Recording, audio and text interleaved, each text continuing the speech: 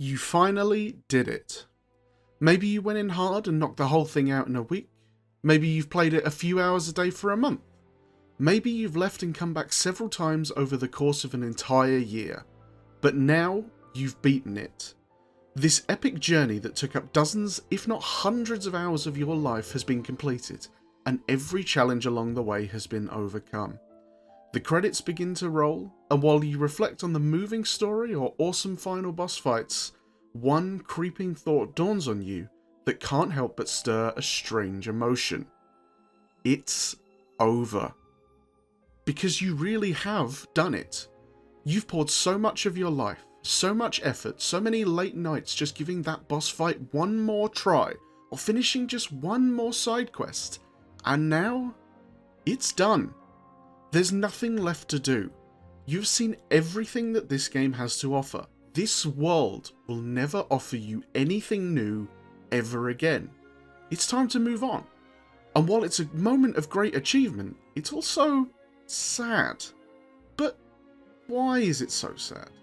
Why, when the credits roll on some of the best games I've ever played, did I feel so empty inside?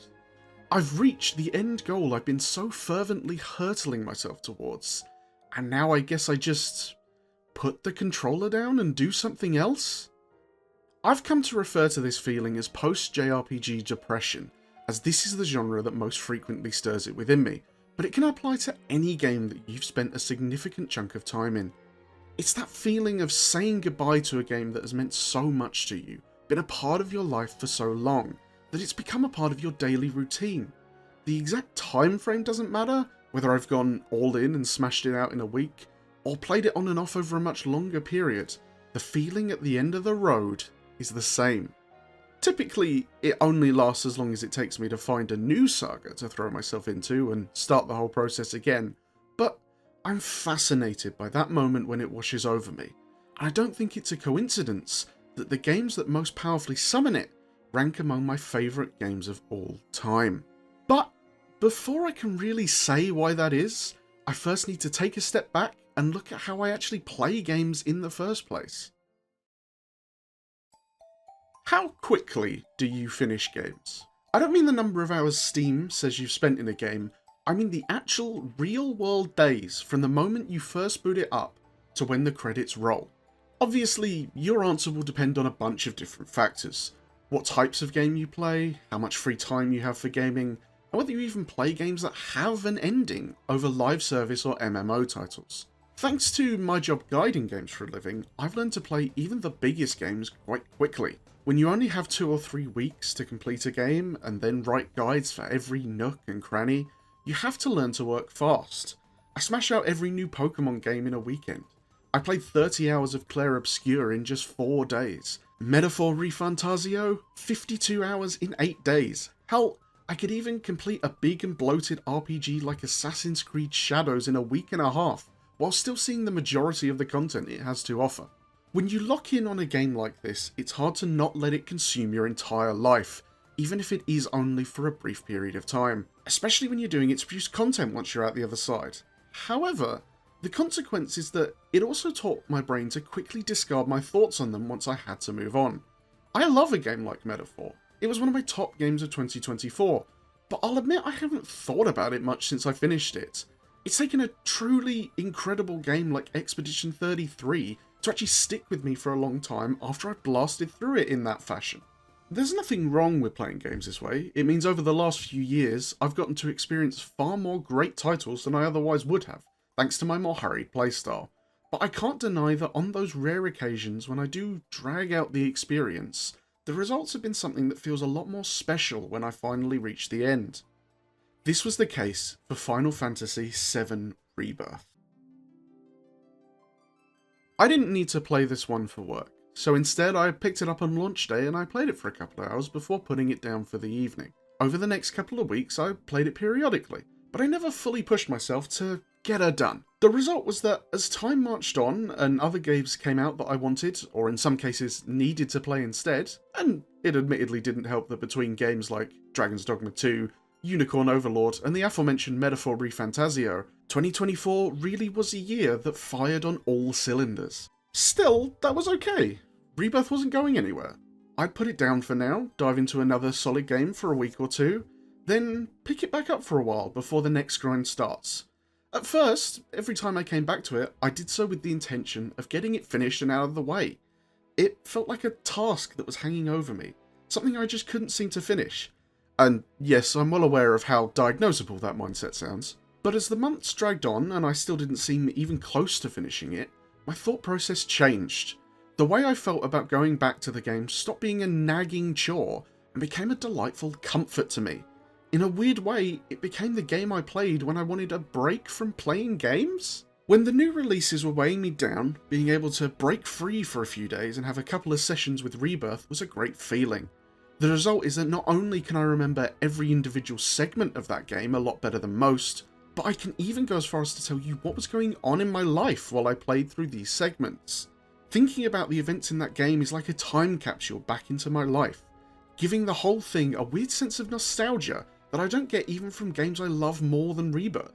Would I say that Rebirth was the best game of 2024? No, I'd probably give that honour to either Metaphor or Dragon's Dogma 2. But with a bit of distance from that time, Rebirth is definitely the play experience I treasure the most in hindsight. And the fact that I dragged out the experience so much is definitely a big part of that. There's more to it than just that though. When you allow time, real time, to become a factor in your experience, it fundamentally changes that experience. Think about how these things normally come across. In big RPGs, often the game's events are supposed to take place over long stretches of time. The Persona games literally give you a calendar and constantly draw attention to how limited your time is. Yet, if you blast through it in a couple of weeks, or even over a month, you're not going to feel the weight of time passing in the same way. When an epic journey across continents, meeting friends and enemies by the dozens as you pass fields, deserts, mountains, and the dangers within them all, takes barely 7 days for you, it can be difficult to feel the weight of that time. Of course, truly excellent games find ways to do it anyway, by keeping your characters in that race against time. You have the looming deadlines of each palace in Persona 5, or the constant ticking clock to our main character's demise in Xenoblade 3, but that's not real time. If you put your controller down and walk away, those characters are never going to face their day of reckoning. All you're doing by continuing to play is ushering them towards the tragedy you know will befall them when time is up. So, what if you just didn't? What if you just left these characters, in their current state, adventuring together, forever? It sounds silly when you say it out loud. These are fictional characters after all. But, as I neared the end of Rebirth, there was one thought that kept prodding at me. Something that I didn't want to happen. Something that I'd been avoiding getting to as I slowly progressed through the game all year. But I knew it was coming if I kept pushing forward on my journey. Aerith was going to die. Spoilers if you somehow didn't already know one of the most famous plot twists in gaming history, I guess. Still, like most people, I went into Rebirth knowing that this was where the story was headed, and feeling pretty certain that such a monumental moment was the perfect place to end the second game in this trilogy. I knew it was coming. It lent this weird, preemptive sense of tragedy to all the many cute moments the game gives Cloud and Aerith as it progresses. No matter how much I tried to make it feel any different, I knew what the future held, and I couldn't help look at Aerith without picturing the moment Sephiroth's sword pierces her body. For an entire year that loomed over me, and it sounds silly to say it out loud once again, but I felt I could just stop it if I put the controller down and never returned. In fact, that was the only way I could stop it. But we all know I was never going to do that. I took my time as best I could. I did every side quest, completed every game of Queen's Blood, hunted as many achievements and activities as I could, or at least the ones that weren't a tedious chore, until eventually all I could do was face it. I had nowhere else to go but towards the end. Point of no return. There's a phrase we often take for granted because it's not true, right? These are video games. We can always go back. We can always reload. Hell, most games that have a point of no return moment will take you back to just before it after the credits have finished. They quite literally return you the moment you're done. Except that's not really true, is it? Plenty of games have post-game content or side content to keep you busy long after you're done with the main story. However, I don't know about you, but I often find that once I've gone past that event horizon, beaten the final boss and seen the ending, something about how I see the game's world changes. It stops being a world that I'm living in. I'm no longer in the moment waiting to see what's around the next corner. I'm an observer, looking in at what once was.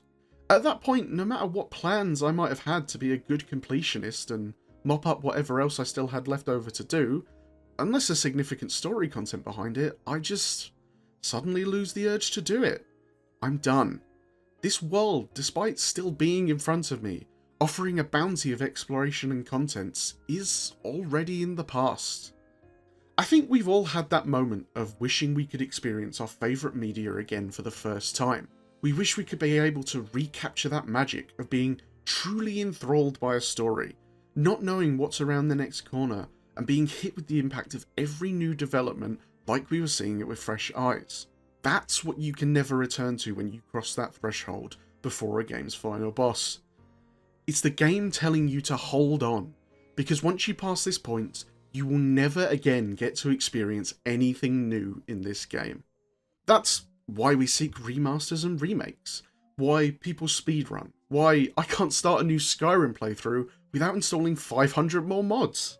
When we love something as much as we love our favourite games, sometimes we do anything to have a new experience with it, even when deep down we know we can never go back to that glorious time when it was all brand new, stretching out before us into the unknown. It leads people to do some truly spectacular things though. I mentioned speedrunning, but people are constantly coming up with new ways to play their favourite games. Beating Breath of the Wild with only a twig, completing Dark Souls with increasingly impractical controllers, and the Super Kaizo, Ironmon, Nuzlocke, Soul Link, No XP, whatever the fuck challenges the Pokemon community keep coming up with. When your love for a game runs deep, you'll keep looking for ways to make it new and exciting. After closing the book for the first time, you immediately light up with all the ways in which you could reopen it and feel like you have a unique experience. That's something unique to video games that must sound kind of crazy from the outside. If someone said they were going to rewatch their favourite film, but this time I'm going to watch it with those mirror glasses that make you see the screen upside down to make it harder, you'd think it was ridiculous. And yet, that's the kind of thing that everyone does to avoid letting go of their favourite games. Except, in a weird way, the best way to hang on to that special feeling is perhaps to not finish the game at all. So, here's the point in the video where I have to make a confession that will upset many of you. I've never finished Baldur's Gate 3. It's undeniably a masterpiece that I absolutely love and has been revolutionary in so many ways, and yet, I've just never finished it. If you play a lot of games, then you no doubt have stories like this too. Those games that you think are brilliant, but for one reason or another, you just never push through to the end. Maybe life got in the way, maybe you took a brief break to play something else and the time just got away from you. Or maybe you went too hard on it early on and got burned out. That last one is my case with Baldur's Gate 3, by the way. I was working on the game for guides, so I spent a solid month playing it and writing about it all day, every day. The results were amazing, but it meant that when the hype finally died down, and I had the majority of Act 3 still ahead of me, I just couldn't carry on. I'd burnt out, and I had to move on to something else. The result is that, over the past few years, it's remained sitting in the back of my mind like an unsolved puzzle that I just can't quite get over. As the game has become a pop culture mainstay within the gaming bubble, I've learned most of what happens past the point in the game I got to, but I've still never experienced it firsthand, and as a result, I've never been able to properly file it away in my mind. That's why, as I sit here in 2026, the urge to go back to it is stronger than ever. What's more, I don't just want to go back and pick up from where I left off, I want to start from the beginning again, and experience it as it was meant to be played. And as I've never been able to put it away as a complete experience, many of the details of what I've already played are a lot fuzzier than they usually be. Combine that with Baldur's Gate 3's branching narrative, diverse class mechanics, and general exploratory thrill, and it means that I have what feels like a brand new experience ahead of me. But so what? You're supposed to just never finish your favourite games to keep that feeling alive? Well, obviously not. We shouldn't be seeking out incomplete experiences, but it's just something that happens with any modern media that requires a significant time investment. That TV series with a new season you haven't watched yet, that new blockbuster everyone's raving about, or that book you just can't seem to find the time to finish. The fact is, it can sometimes be comforting to have things like that in the background, something calling to you, but without any sense of urgency, giving you that relaxing shrug of, I'll get to it. Without getting too deep into analysing the very foundation of human behaviour, we use media to escape and distract from our lives, and having these things on the back burner, just waiting for you whenever you need them, it's nice to know. It's why when you're halfway through a dull day at your desk, your mind wanders to what you'll play or watch or read that evening. These are worlds designed entirely for you, and they're not going anywhere. At least, not until you finish them. That's the key to that empty feeling I get when the credits roll. Why finishing a long game fills me with a small but potent sense of grief. I have lost something. I've lost the world I've been escaping to. I've lost an experience that spent so many days making me happy. And these characters that mean so much to me will never say anything new to me again. But video games as a whole will never end, no matter how many thousands of people Microsoft lays off. There is always a new world waiting for you to discover, new characters waiting to connect with you, a whole new experience just begging to break your heart all over again. And yes, I'll get to those worlds in time. But right now, in this moment, I just want to sit here, watch the credits roll, and enjoy how sad finishing this game makes me. Because ultimately, if I'm so upset that it's over, then it must have been something truly special. So, if you have that game that you've always meant to get back to, the one that you loved but never finished, the one that you've been holding on to, its presence in the background of your life a comfort, it's time to take the plunge. Open it up again and see it through. This time all the way to the very end.